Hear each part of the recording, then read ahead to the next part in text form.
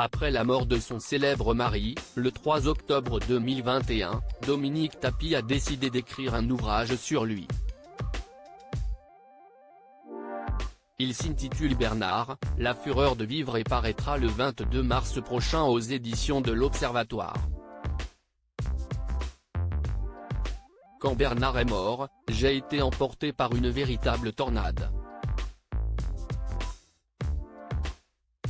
J'avançais comme dans un cauchemar.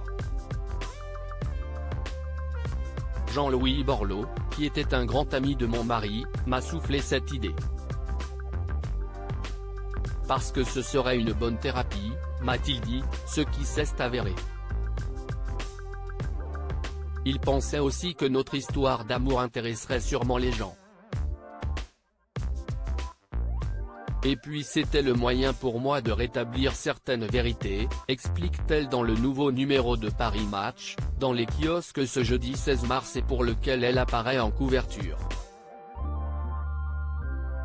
Cet entretien était notamment l'occasion pour la veuve de l'ex-président de l'Olympique de Marseille d'en dire davantage sur la personnalité de l'homme avec qui elle partageait sa vie. Une personne qui suscitait autant de haine que d'amour, écrit le magazine. Avant que Dominique Tapie ne partage cette opinion, il ne laissait personne indifférent, si est-il vrai. On l'aimait ou on le détestait. Mais quand il entrait dans une pièce, on ne voyait que lui. Une prestance qui a permis aux politiciens d'avoir beaucoup de succès auprès des femmes, reconnaît-elle.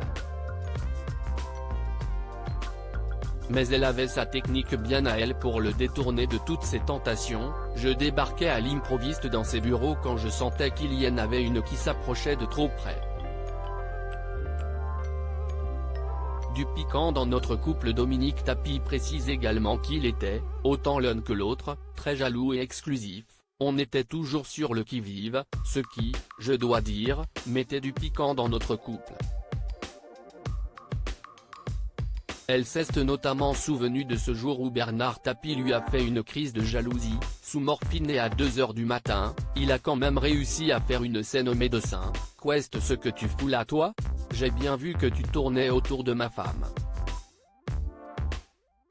Pour rappel, ils ont eu 2 enfants ensemble, Laurent, né le 7 octobre 1974, et Sophie, née le 20 février 1988.